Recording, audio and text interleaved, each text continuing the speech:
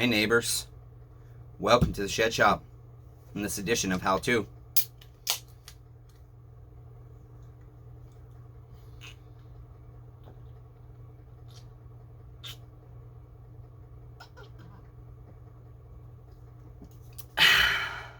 Deep six that shit, Rob Weaver!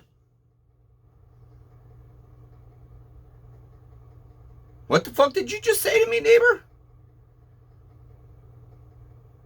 I look tired. Well, shit. I got a solution to that.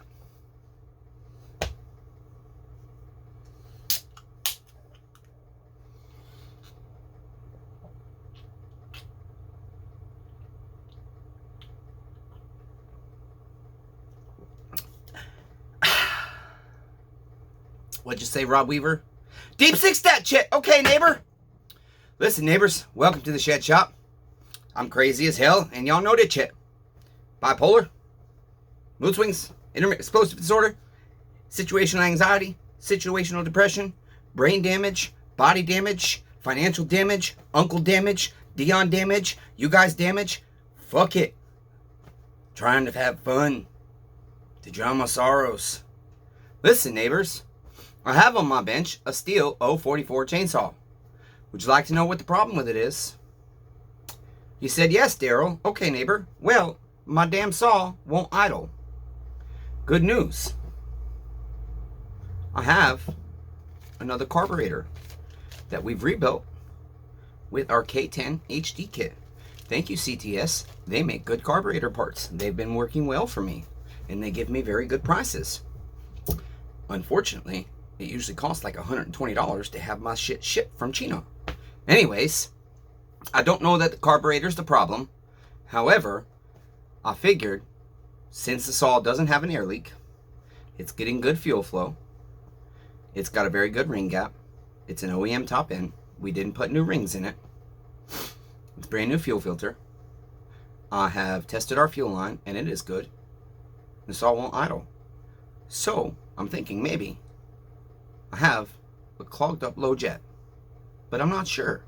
I did try taking the needle out and spraying some CARB parts cleaner through it to see if I could flush it through, but the saw still won't idle. The thing is, Uncle is still in the hospital.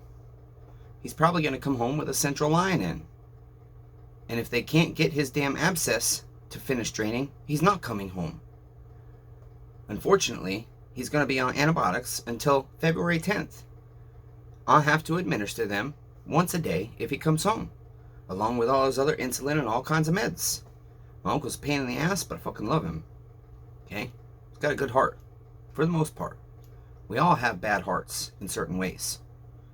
And I believe even the shittiest of the shittiest somewhere have good hearts, even if it's only this much.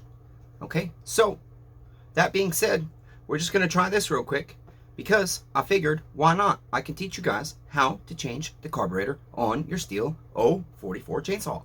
Now, there are 2 or 3 slight variances on models of this, but it's pretty much going to be the same steps.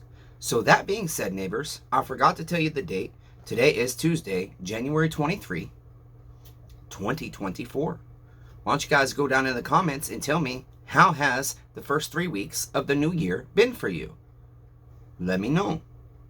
And while you do that, I'm going to turn you down to the bench so we can get to work. Damn it, neighbors. I'm high on caffeine. I'm high on trying to hide my pain from my brain.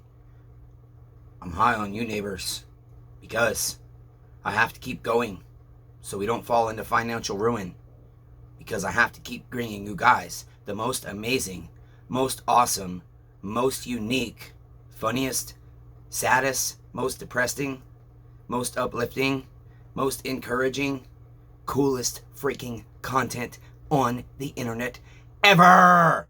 Let's get to work, damn it. Okay, what tools do we need for this job? You always want to have a scrunch when you're working on a chainsaw, just in case. Check. Needle nose, just in case. Check. Hemostats to pinch off fuel line. Check. Rubber stoppers in case to plug fuel line. Check. 8mm socket. Check. Again, we already rebuilt our carburetor with our K10 HD kit. Check. I'll put a link in case you need one of those kits. You can buy it from me on eBay. Or you can email smallengineredemption@gmail.com and get a cheaper price on anything that I have for sale or am going to have for sale, just not listed on eBay yet. Rebuilt carburetor that hopefully works? Check. Okay, neighbors. So, first thing you gotta do is remove your air filter cover.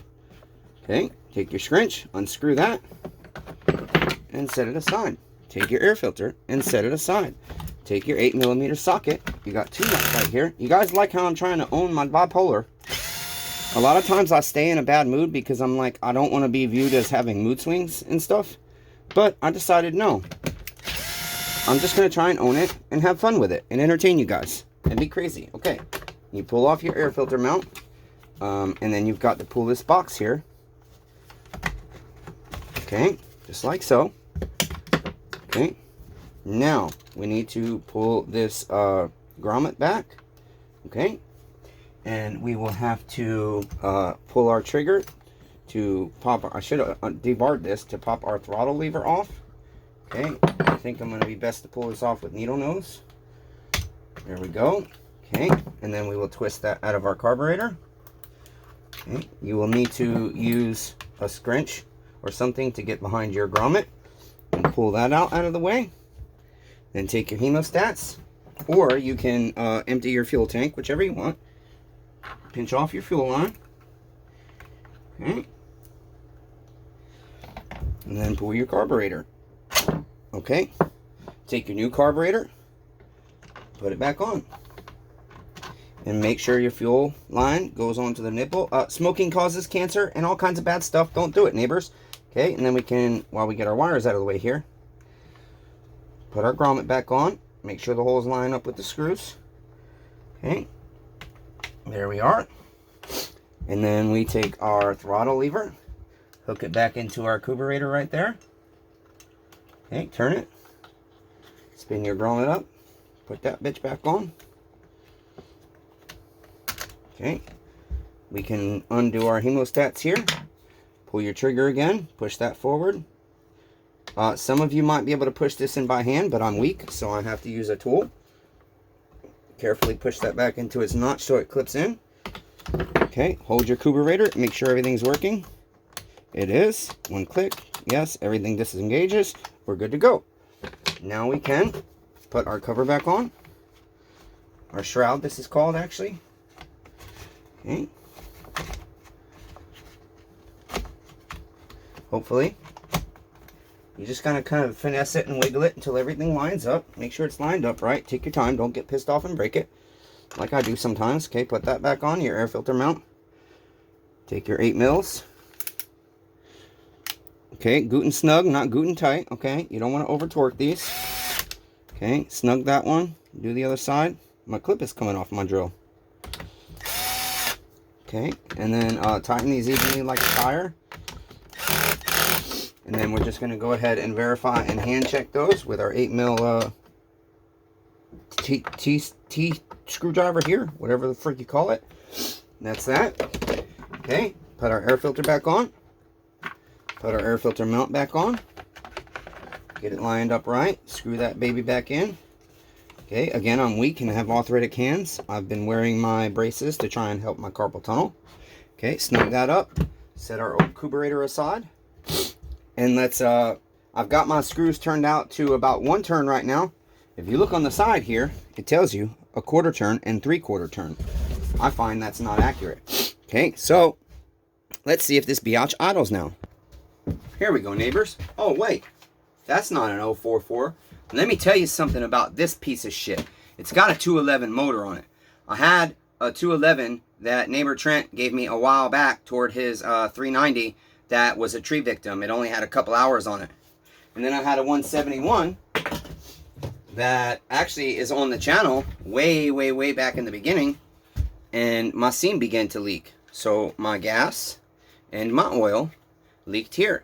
I finally found me a cheap enough chassis. I was going to part that saw out, but would you believe how many different little parts this saw has?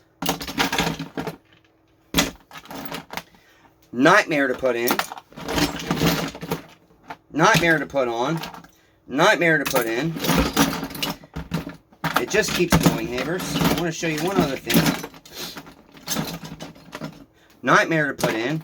And then this piece, which is your kill switch, and this piece, to try and get them one together and clipped in. Nightmare.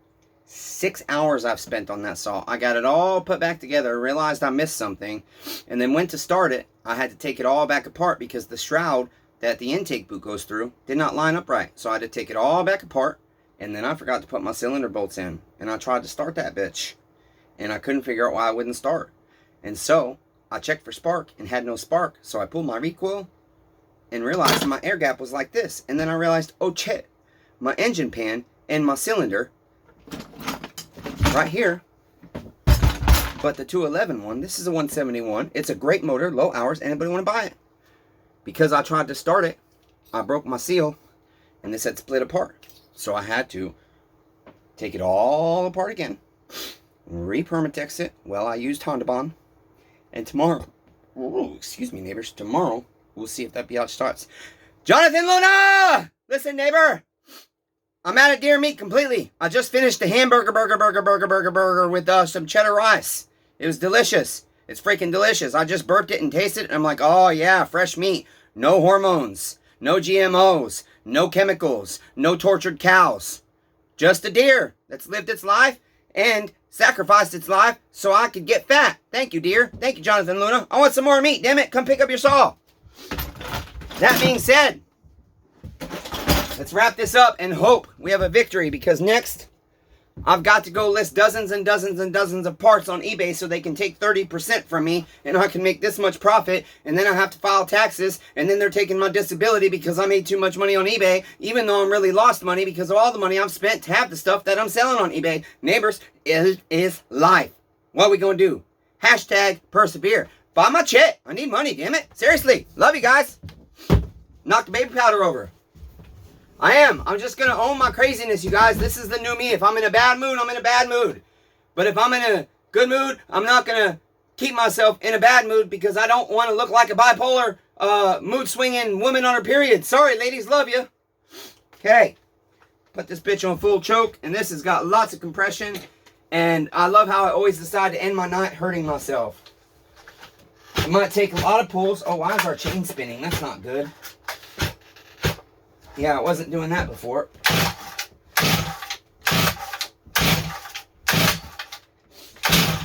That was a pop, I think.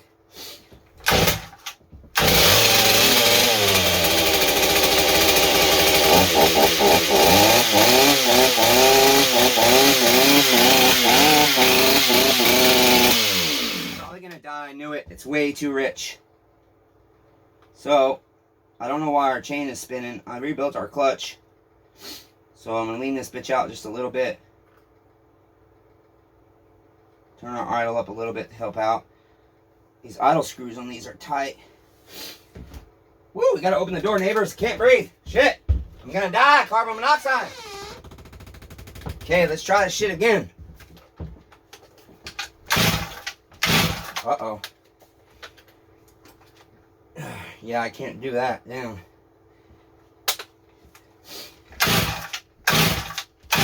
She's flooded out. Fuck. Hang on, neighbors.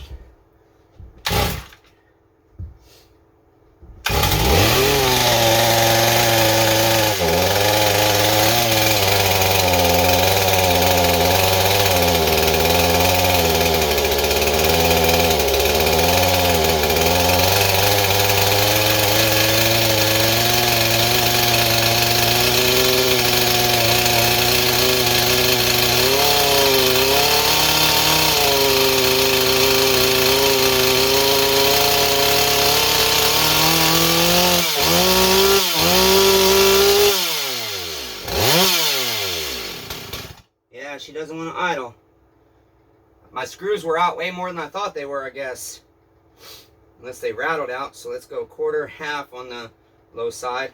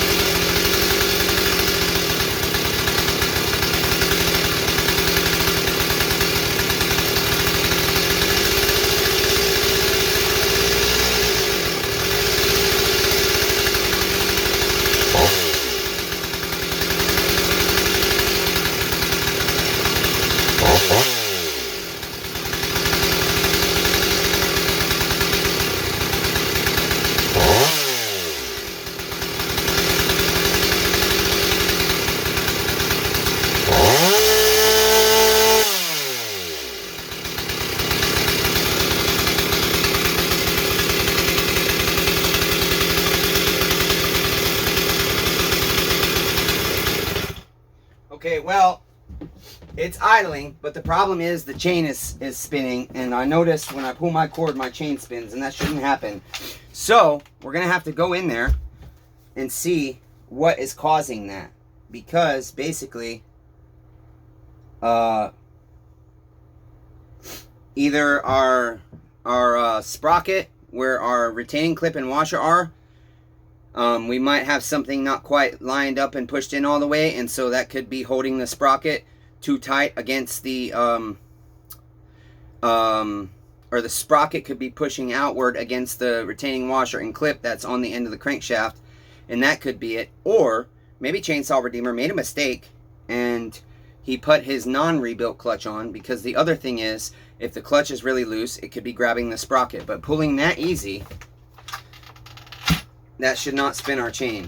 Okay, that's bad. That's a problem. So we're gonna try and fix that, but not right now, because as I said, now I'm in excruciating, agonizing freaking pain from pulling that cord. That ends my night physically, but I have to push because we have to list stuff on eBay. Listen, you guys, I really want to sell merchandise to you guys. I really want to have Hey Neighbors and hashtag persevere, especially. You only fail if you quit. We don't quit. We might take breaks and we might temporarily quit and lose some battles, but it's not how many times you fall, it's how many times you get back up. And if you want to reference the Bible on that, it says, a righteous man falleth 7 times, but he rises 8. And that's a proverb. Solomon said that. He was a real man. He was a real king. He was a real wise man. He was freaking smart. And he was rich as hell. So, I mean, some of the shit he said must be good for life. So that being said, check out the merch we have, and let me know if there's something specific you want.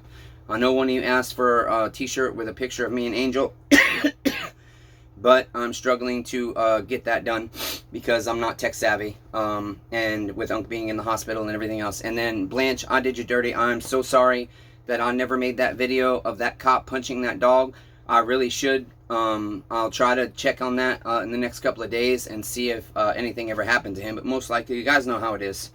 Cops get away with everything. I mean, this guy flat out on camera punched his freaking canine dog because he was pulling on the dog so hard. The dog turned and just barely just like was saying, "Hey, you're hurting me." You know, he didn't bite the guy. He just put his teeth on his wrist, and the guy just freaking slammed him on the ground and then punched him. And the problem is, I really struggle to find formats of these videos that I can get onto my channel, because I try and download them from the internet and it never works.